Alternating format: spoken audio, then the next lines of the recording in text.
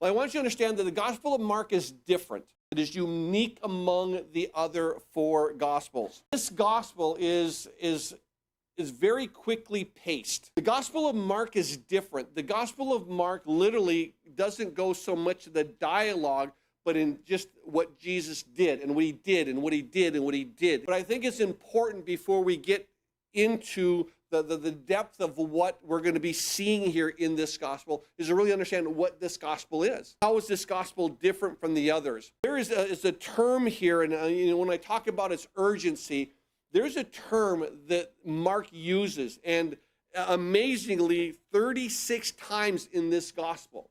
36 times he uses this term immediately. Take a look at verse 10 for just a second. Immediately coming up from the water. Verse 12, immediately the Spirit drove him into the wilderness. Verse 18, and immediately there left their nets. He came and he took him by the hand, lifted her up, and immediately the fever. You understand how literally Mark is saying, you got to understand, this is literally Jesus is just on this mission as a servant. He's almost on a race. And so he uses this term immediately, and he's just quickly moving forward until he goes before Pilate for sentencing. Never uses the word immediately again. Why? It was a race to the cross. It was a race for salvation. And so what happens is this, is Mark, in a very unique way within his gospel, he doesn't direct us to the dialogue. He directs us to the actions of Jesus Christ. And in other words, it's sort of like,